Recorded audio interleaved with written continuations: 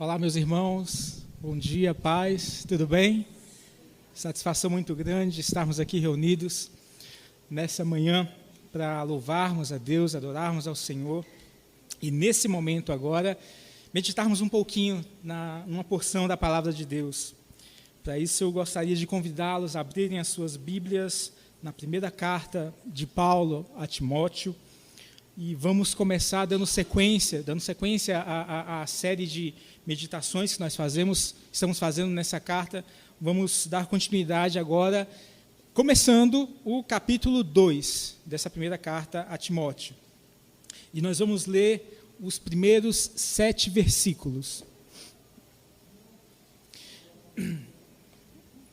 Primeira carta de Paulo a Timóteo, capítulo 2, versículos de 1 a 7. Se você não tiver aí a sua Bíblia, o seu dispositivo, você pode acompanhar aqui na projeção, mas vamos todos acompanhar de alguma forma, né? Diz o seguinte, a palavra do Senhor: antes de tudo, recomendo que se façam súplicas, orações, intercessões e ações de graças por todos os homens, pelos reis e por todos que exercem autoridade, para que tenhamos uma vida tranquila e pacífica, com toda a piedade e dignidade.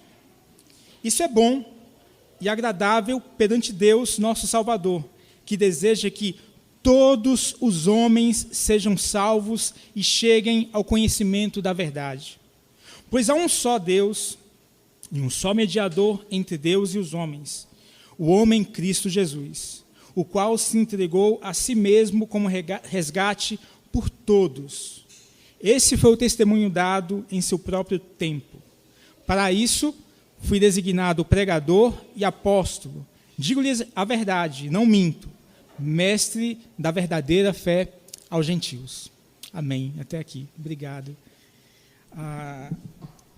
Eu vou tentar me conter um pouquinho, porque as últimas 2 vezes que eu ministrei a palavra, eu fui me empolgando e antes da metade da mensagem eu já tinha perdido a voz. E Deus já me mostrou várias vezes que eu não sou pregador pentecostal, não sirvo para isso. Eu vou tentar encarnar aqui um presbiteriano. Brincadeira, mas vou tentar me acalmar um pouquinho. Deixa eu abrir aqui mas funciona desse jeito mesmo, porque a gente vai se envolvendo na palavra, naquilo que a gente está pregando, e aquilo vai, ao mesmo tempo que a gente espera que esteja tocando nos seus corações, vai tocando no meu coração, e acaba que, quando eu vejo, o negócio já foi, eu já perdi a estribeira, mas vamos tentar ser mais disciplinados aqui.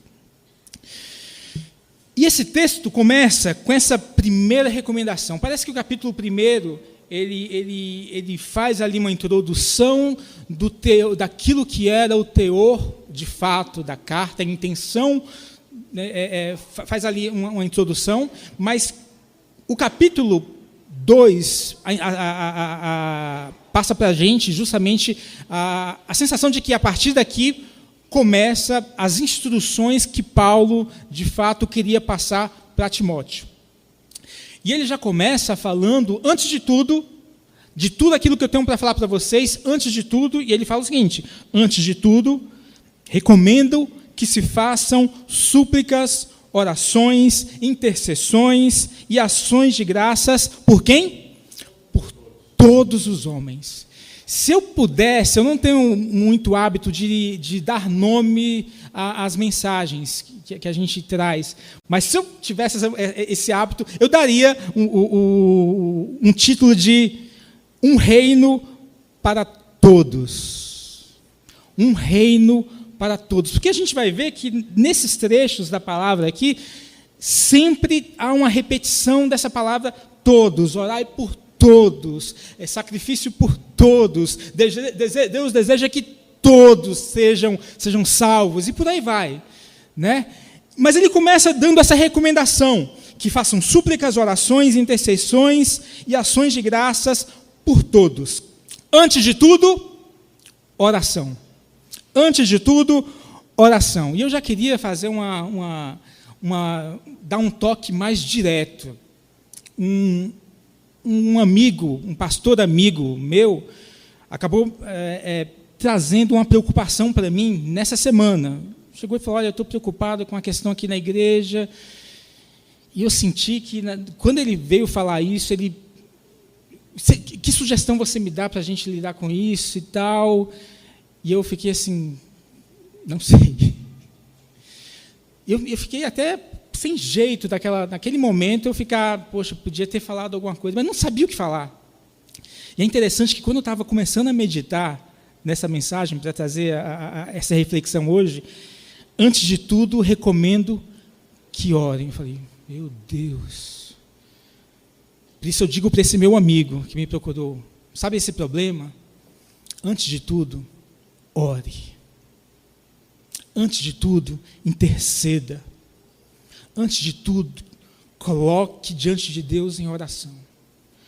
E essa talvez seja a maior unanimidade que nós tenhamos no meio cristão. A gente sabe que a cristandade tem as suas várias linhas, os seus vários entendimentos, as suas várias formas de interpretar, mas se existe uma unidade, na verdade, se existe uma unanimidade, existem várias unanimidades, mas uma dessas unanimidades no meio cristão é o papel primordial, essencial da oração na vida do crente. A gente não sabe muito bem como é que a coisa funciona, a gente não sabe muito bem como é que acontece o agir de Deus, a gente não sabe muito bem de que forma que a bênção vai acontecer, mas a gente sabe que antes de tudo é necessário haver oração.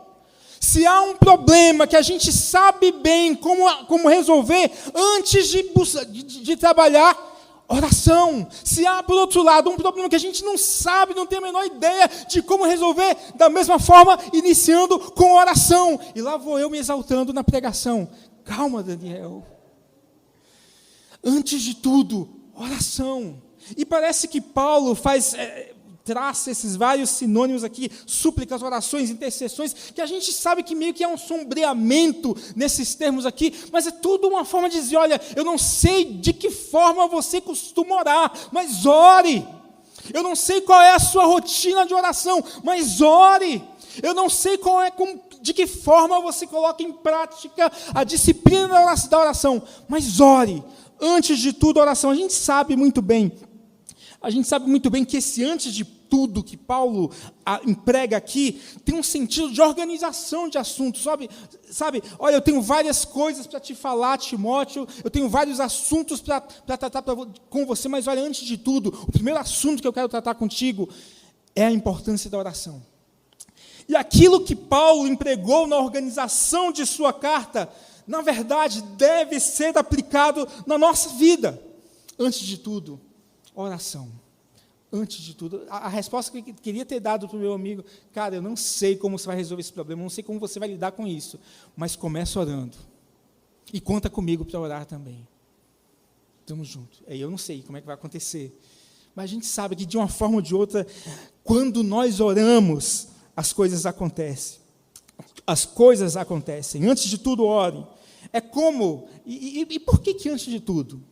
A gente tem mania, né, de falar assim, olha, a ordem dos fatores não altera o produto, né? A ordem dos tratores não altera o viaduto, e por aí vai, a gente faz as nossas paráfrases em relação a isso. Mas em termos de reino de Deus, em termos de vida espiritual, a gente percebe que oração faz toda a diferença quando, antes de tudo, ela é empregada. E a gente vê isso, não só na oração, a gente sabe que nem sempre, na verdade, na maioria das vezes, a ordem dos fatores altera o produto. Por exemplo, experimenta mudar os fatores, mudar a ordem dos fatores quando você vai tomar banho. Como é que você faz? Você primeiro faz o quê? Liga o chuveiro para tomar banho. Experimenta mudar a ordem. Experimenta tomar banho ligando o chuveiro depois. Vai funcionar? Não vai. Não dá certo. Experimenta passar roupa sem fazer o que precisa ser feito primeiro. O que é? Ligar o ferro. Experimenta passar roupa sem ligar o ferro. Vai dar certo? Não vai dar. Experimenta, você que trabalha em escritório, experimenta começar o seu dia de trabalho sem ligar o computador. Meu irmão, existem coisas que são fundamentais, que precisam ser colocadas em primeiro lugar. E a oração é justamente esse start das coisas na nossa vida. É porque, na verdade, a oração nos sintoniza com o Espírito Santo e nos faz viver e agir, nos faz reagir de acordo com o reino de Deus. Você pode viver de qualquer forma, você pode lidar com as coisas do seu dia a dia, com os problemas que você lida na sua vida, de qualquer forma. Mas se você quiser lidar com tudo isso, viver de maneira condizente com o reino de Deus, se você quiser viver de maneira condizente com os valores do reino de Deus, é necessário, antes de tudo, ligar a chave do Espírito Santo na nossa vida, que é essencialmente oração. Para aquilo que a gente sabe que tem que fazer e para aquilo que a gente não sabe como resolver. Para aquilo que já é rotina na nossa vida e para aquilo que é algo novo, mas sempre iniciar com oração. Pode até parecer aquele negócio, Daniel, eu sei aquele negócio de carolice, não é carolice. Isso é uma questão de viver com intimidade com Deus, é viver colocando acima de tudo os valores do reino de Deus e ter a compreensão que esses valores do reino de Deus não florescem na nossa vida automaticamente. É necessário uma busca para que os valores do reino de Deus sejam de fato evidenciados em nossa vida. E isso só acontece com intimidade, com vida com Deus, com oração. E Paulo começa essa instrução a Timóteo por isso. Antes de tudo, ore. Antes de todas as coisas, ore. Ore por quem? Ore por todos. E aí, o que ele fala? Ele fala, ore por todos, mas ele dá uma ênfase especial aqui, lá no versículo 2. Ore pelos reis e por todos que exercem autoridade, para que tenham uma vida tranquila e pacífica, com toda a piedade e dignidade. É interessante que, geralmente, quando a gente vê esse tipo de relato, olha, ore pelas autoridades, porque isso é um assunto muito extenso, eu poderia falar bastante sobre isso, mas vamos tentar ser direto. Porque o que acontece, de uma forma geral, quando a gente vê textos como esse, ore pelos reis, ore pelos governantes, ore pelas autoridades, isso é bom, isso é bíblico, e geralmente quando a gente fala isso, parece que há por trás um entendimento de que, olha, vamos orar, porque a gente tem que estar do lado deles, mas se a gente perceber o contexto que a gente tem para essas autoridades e para esses reis aqui, os reis e as autoridades que estão sendo mencionados aqui eram os inimigos da igreja cristã. Então, quando a gente fala assim, vamos orar pelas autoridades, pelos governantes e tal, não é no sentido do povo cristão viver, digamos assim, condescendente, ter uma posição de condescendência a qualquer coisa que seja feita no governo, qualquer coisa que seja feita por pessoas que têm autoridade, nada disso, porque o contexto aqui, na verdade, não era de condescendência, não era de concordar, mas era justamente, olha, apesar do sofrimento que esse governo impõe a vocês, apesar da perseguição e apesar de Paulo, alguns anos depois, ser morto por uma ordem das autoridades da época, há esse entendimento que ainda que eles, digamos assim, que o governo, que os reis, que as autoridades sejam inimigas, existe essa necessidade de oração. É uma forma, na verdade, de inclusão, de mostrar a extensão de até onde deve ir a nossa oração. Se Paulo fala, ore por todos, todos inclui quem? Talvez Paulo esteja falando para todos da minha família, todos da minha igreja, todos do meu trabalho, né? Faz sentido, é bom senso, né? Todos do meu trabalho, todos que eu conheço. Mas aí Paulo quer mostrar que a dimensão é muito maior.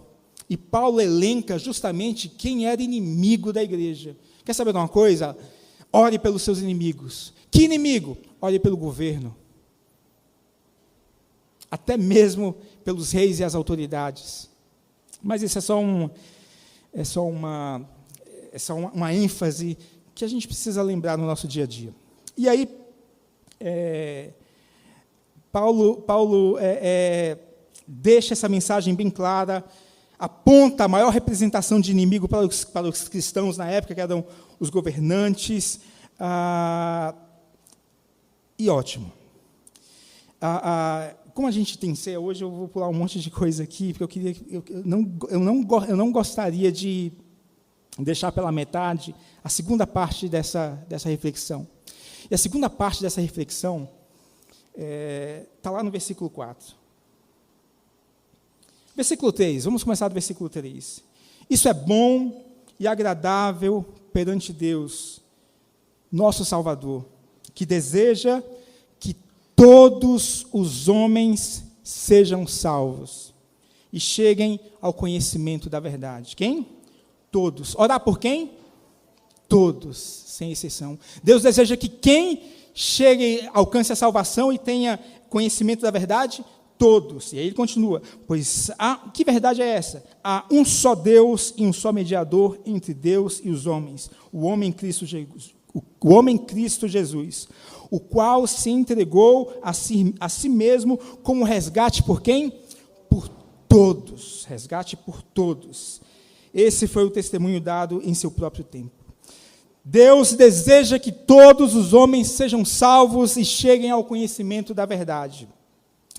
Em muitos aspectos, o reino de Deus é como uma festa, né? Como é que a gente pode tornar isso mais amigável? Como é que a gente pode ilustrar essa verdade de que Deus quer que todos sejam salvos? A gente consegue fazer um paralelo, fazer uma ilustração dessa verdade, mostrando propondo que o reino de Deus é semelhante a uma festa. E a Bíblia nos permite dizer isso, né? Mais de uma vez, 2 ou 3 vezes, a Bíblia se refere ao reino de Deus como se fosse uma festa, como se fosse um banquete, como se fosse uma celebração. E esses textos bíblicos apontam para uma verdade inquestionável sobre o reino de Deus. Deus manifesta um desejo potente e inquestionável de que todos participem da celebração. Deus manifesta um desejo de que todos tomem parte dessa festa, desse banquete. Que todos participem. Um desejo tão grande, tão potente, que levou Cristo a se entregar por resgate de todos. E quando olhamos para o ministério de Jesus, Cristo, nos evangelhos, percebemos um Jesus colocando isso em prática no seu dia a dia. É como se como se a Bíblia colocasse isso como um conceito geral, o reino de Deus, uma grande festa, uma grande celebração, e Deus com um coração cheio de desejo para que todos participem dessa festa, dessa celebração, e a gente percebe no ministério de Cristo, Jesus fazendo de tudo para que isso aconteça. Um caso emblemático que nós temos dos evangelhos foi justamente o ladrão da cruz.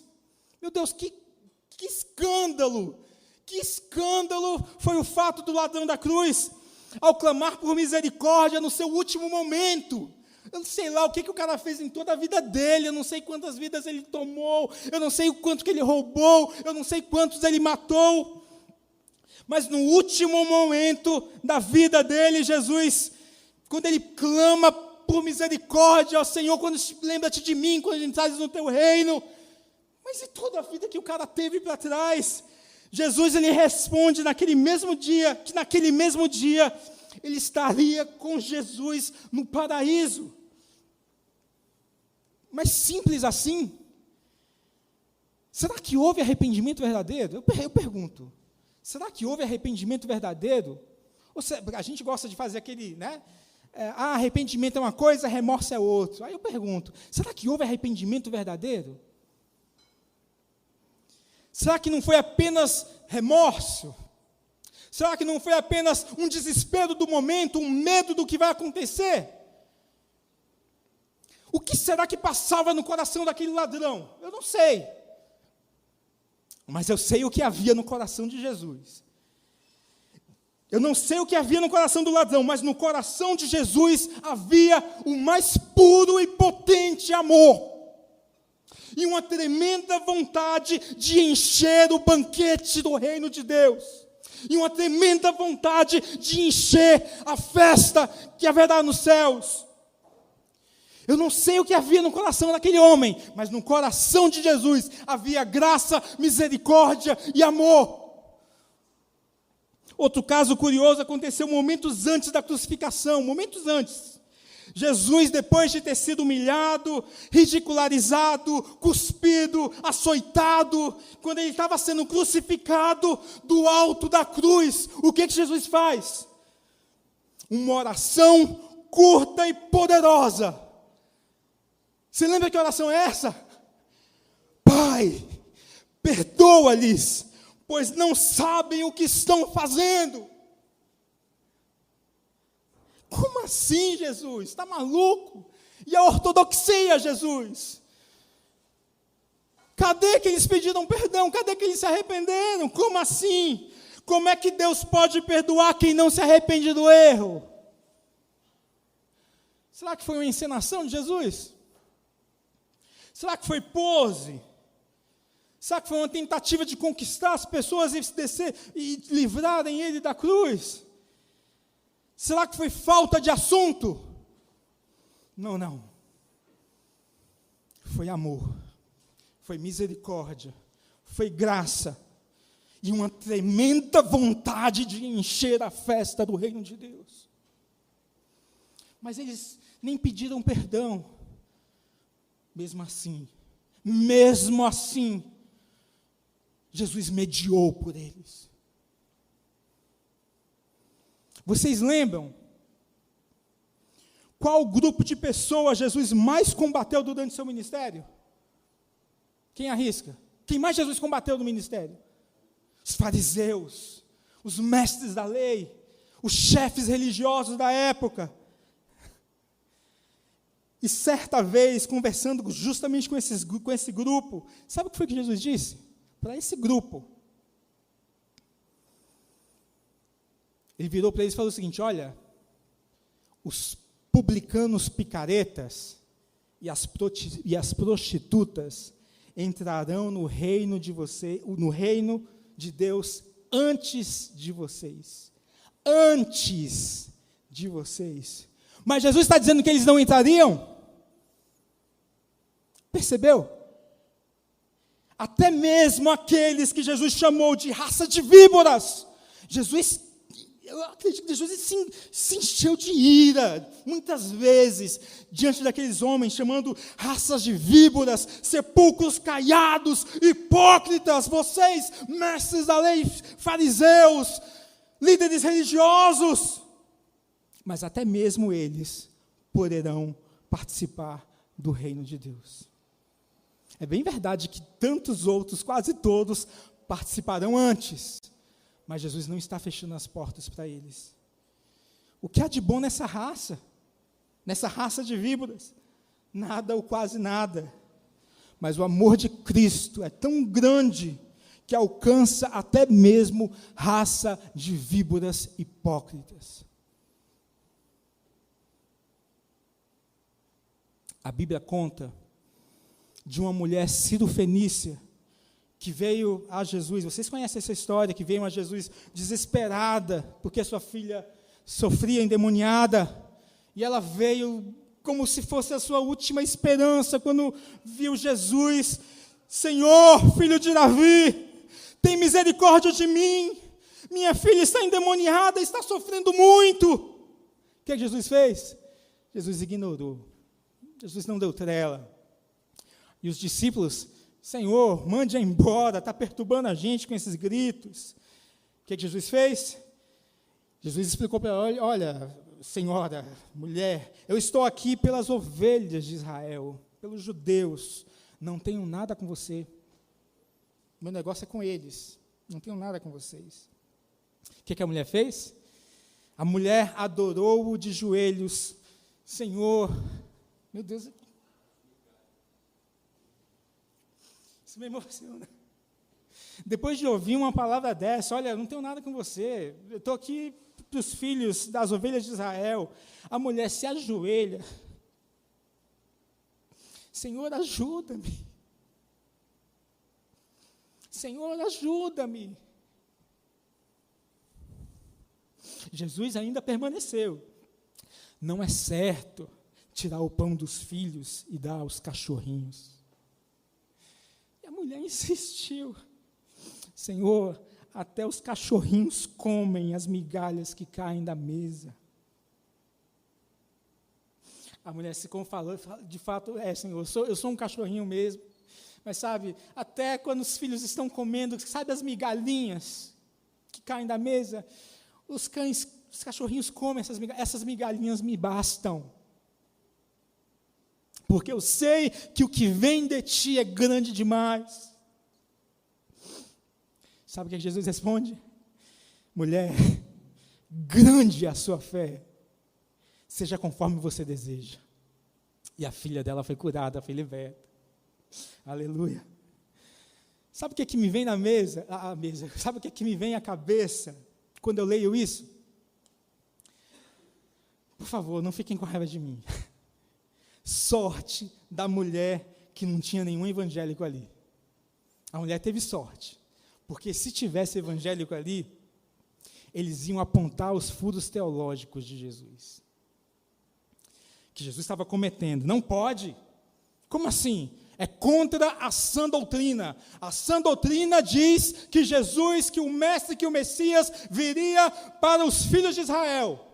Então Jesus, e a palavra diz que ele não ia se desviar do seu propósito. Como assim?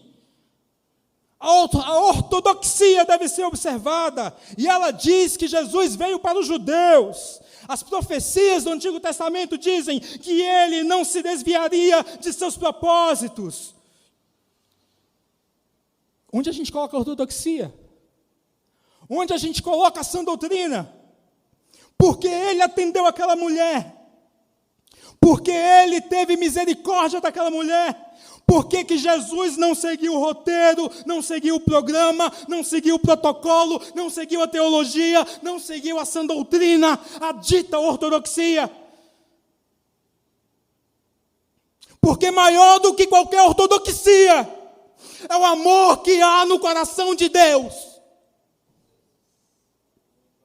Porque o que há no coração de Deus não é doutrina, não é ortodoxia. O que há no coração de Deus é o mais puro e infinito amor.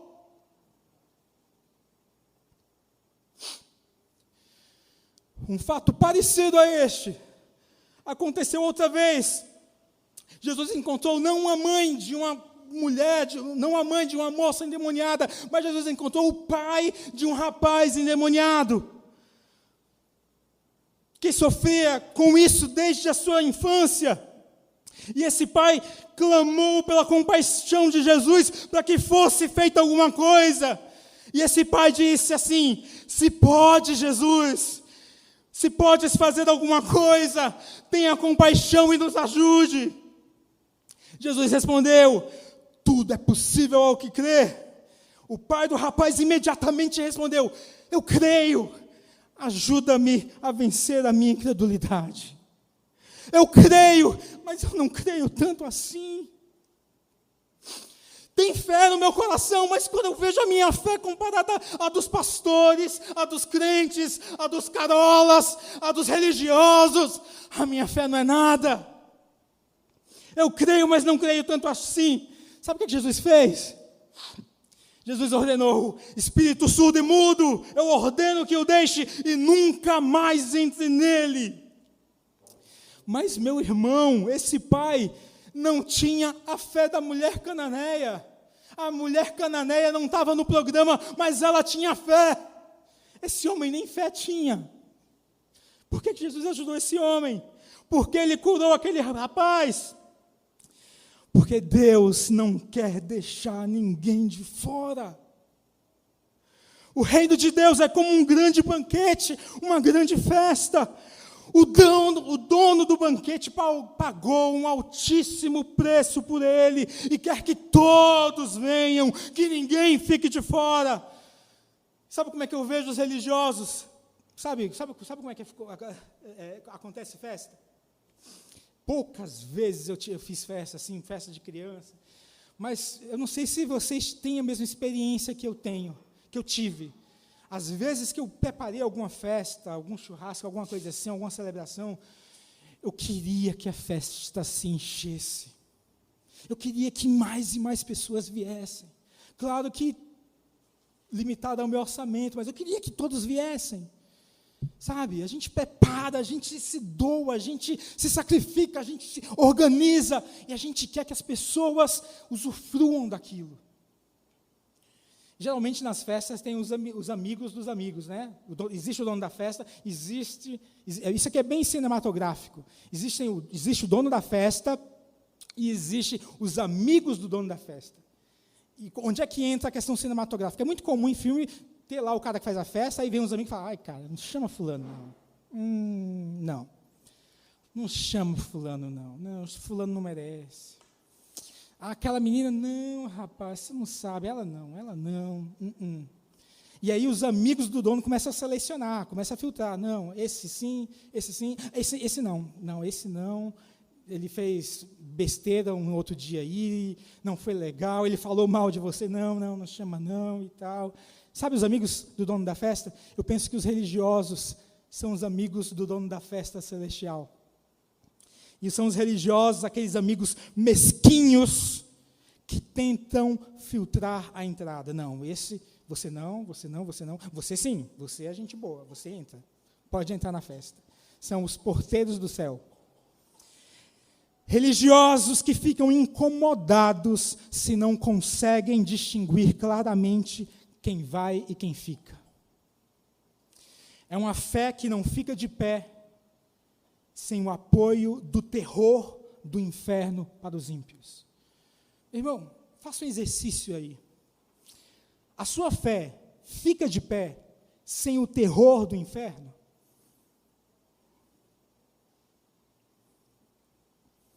Venham a mim, todos os que estão cansados e sobrecarregados, eu lhes darei descanso. Venham quem? Todos. Isso é Mateus 11, 28. Venham todos vocês que estão com sede, venham às águas, e vocês que não possuem dinheiro algum, venham, comprem e comam, venham, comprem vinho e leite sem dinheiro e sem custo. Isaías 55, 1. Meu irmão, eu fico imaginando, isso aqui é Jesus chamando, isso aqui é Deus chamando para a celebração. Venham todos, venham todos, venham todos. Se o dono da festa está chamando todo mundo, quem sou eu para ser porteiro de festa? Quem sou eu para ser porteiro de céu? Quem sou eu para dizer, não, você não, porque isso eu não admito, porque isso é contra a ortodoxia, porque isso é contra as melhores interpretações do texto bíblico. Você não. Meu irmão, aplique. Trazer para a primeira pessoa. Irmãos, vamos aplicar a nossa teologia em tudo. Em tudo. Menos na restrição daqueles que de alguma forma buscam o reino de Deus. Porque o dono da festa está chamando todos. Não me cabe e nem cabe a você restringir. Se vai entrar ou não é nosso departamento. Mas é menos ainda ficar restringindo no hall de entrada. Ah não, você não. Aqui não. E tem alguns que a gente fala até com ele, você de jeito nenhum mesmo. Eu imagino o que deve estar passando na sua cabeça agora.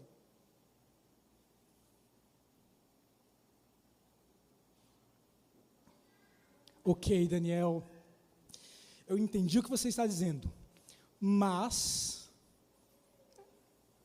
Tem uns mas pipocando na cabeça de vocês, não tem? Mas,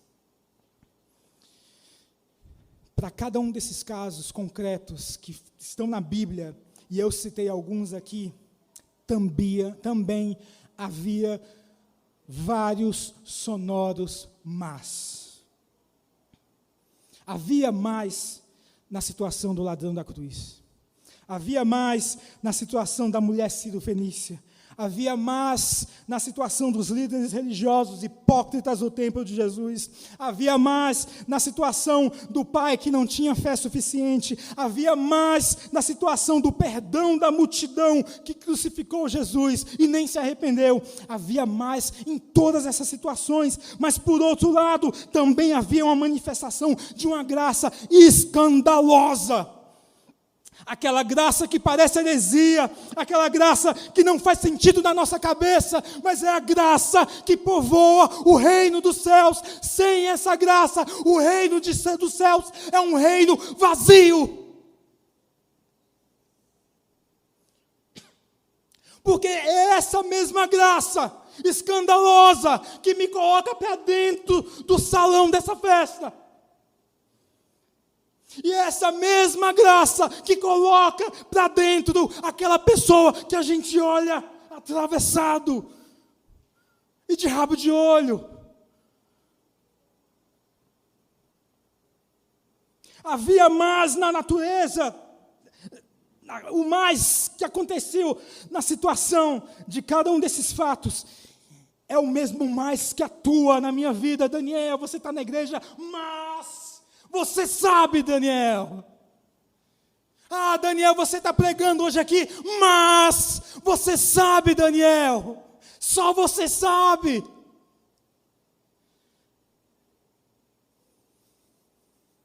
Graças a Deus pela misericórdia e graça do Senhor Jesus que superabunda na minha vida, sobre os meus pecados, sobre as minhas misérias, sobre as minhas fragilidades, sobre as minhas incompetências, sobre os meus atos vergonhosos. Ai de mim, se não fosse a graça do Senhor. Como ficamos então? Como ficamos então, Daniel? Ficamos, meu irmão, a minha proposta. Ficamos no nosso papel de convidados indignos. Convidados indignos. Nessa condição, a minha alegria só aumenta. Só aumenta. Ao perceber que o mesmo amor e graça que me alcançaram também alcança tantas outras pessoas que estão aí fora. E que a diferença entre a minha desgraça e a desgraça deles é só o nome, o meu nome, é só o número de identidade e CPF, mas a natureza é a mesma. Eu confesso, meu irmão, não sou tão bonzinho assim, não. Eu confesso que, às vezes, eu sou tentado a ser porteiro do céu. Às vezes eu fico assim, não vai entrar, não vai não. Não, vai não. Rodrigo? Pô, Rodrigo está lá. Rodrigo está lá. Fulano, Eu sou tentado e às vezes eu caio. Eu fico, fazendo esses exercícios bobos. Mas aí eu percebo que a viga que eu tenho no meu olho não me deixa ver direito o cisco no olho das pessoas. A viga que eu tenho no meu olho, meu irmão, vocês não imaginam como ela é grande. Ela não deixa eu ver o cisco no olho das pessoas. Eu quero terminar com um trecho da parábola do grande banquete, que está em Lucas, capítulo 14, versículos 21 a 23. Olha se isso não é um dono de festa desesperado por encher o banquete do reino de Deus. Vocês conhecem essa parábola? E esse trecho diz o seguinte: vá rapidamente, o dono da festa falando para os seus servos, vá rapidamente para as ruas e becos da cidade e traga os pobres, os aleijados, os cegos e os mancos, traga os defeituosos. Sabe, não é defeito escondido, não, é defeito que todo mundo vê.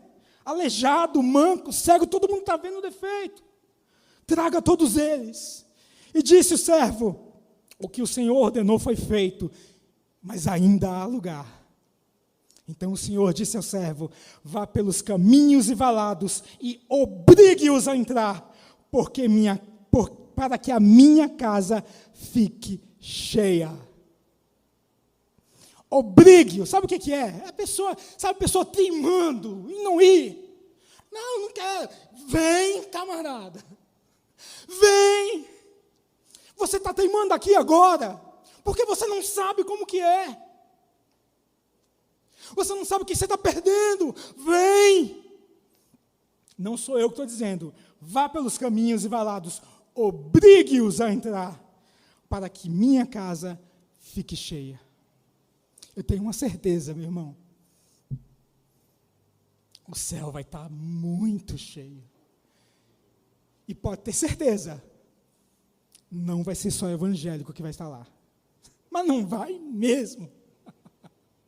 Pode ir se acostumando com essa ideia. Que Deus abençoe, meus irmãos.